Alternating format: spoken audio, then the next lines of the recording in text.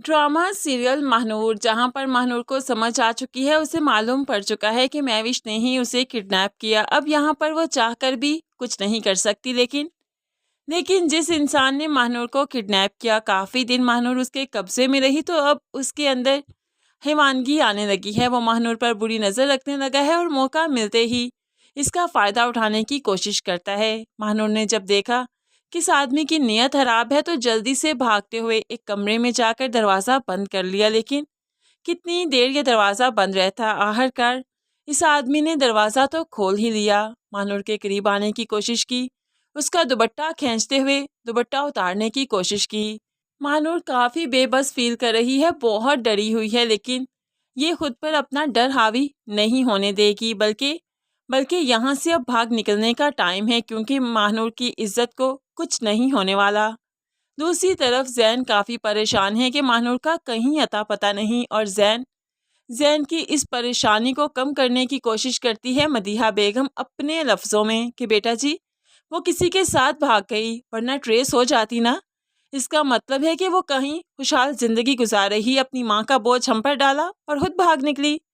है यहाँ पर मदीहा बेगम को ये बात समझनी चाहिए कि महानूर अपनी माँ का बोझ इन पर डालकर क्यों ही जाएगी। वो ये समझती है कि अगर इन लोगों ने माँ को घर से निकाल दिया तो माँ दरबदर हो जाएगी। ऐसे में अपनी माँ के साथ भला बेवफाई वो क्यों करेगी। खैर, मदीहा बेगम काफ़ी मैच्योर खातून है, लेकिन ये बात क्यों नहीं समझ पाई।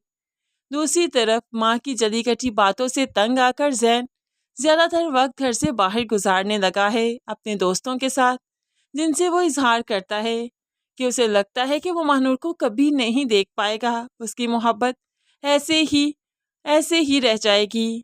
एक तरफ तो जैन और दूसरी तरफ दिलावर साहिब, दोनों ही महानूर के लिए परेशान हैं, क्योंकि दिलावर साहिब ने बचपन में जो महानूर को छोड़ दिया, और अब वो महानूर को हासिल करना चाहते थे, लेकिन महानूर का इस तरह से खो जाना दिलावर साहिब को भी हिलाकर रख गया। खैर, यहाँ पर इस आदमी की जो बुरी नज़र है महानूर पर, तो महानूर के जब वो करीब आएगा, महानूर कोई चीज़ उठाकर इसके सर भी मारेगी, यहाँ पर वो बेहोश हो जाएगा और महानूर भाग निकलने में कामयाब हो जाएगी। जैसे ही वो भागेगी, शोर गुल की आवाज़ जाएगी और दूसरे आदमी महानूर का पीछा करते हुए रोड तक आ जाएंगे। लेकिन महानूर अब के बार जो उस गाड़ से निकल आई है, तो अब वापस वहाँ पर नहीं जाएगी। ये आदमी महानूर को पकड़ नहीं पाएंगे, बल्कि अब तो एक मुहाफिज आया है, जैन आया है, महानूर सेफ हैंड में आ चुकी है, इसलिए इन आदमियों को तो यहाँ से वापस जाना ही था। महानूर जैन को पाकर बहुत खुश है कि आखिरकार उसका टकराव जैन से हुआ, लेकिन फ़िलहाल वो महविश की हकीकत जैन को नहीं बताएगी, क्योंकि शादी के दिन है, नहीं चाहती कि उसकी वजह से कोई मैस हो। खैर, शादी के दिन इसी तरह से ही धूम धड़क्के से गुजरेंगे। महानूर को तो सब भूल ही जाएंगे, लेकिन जैन की मोहब्बत दिन ब दिन बढ़ती जा रही है, यहाँ तक कि उसे शादी वाले दिन मालूम पड़ेगा कि ये हरकत दानिश और महविश की थी। तो बस फिर ये शादी भला कहाँ ही होगी।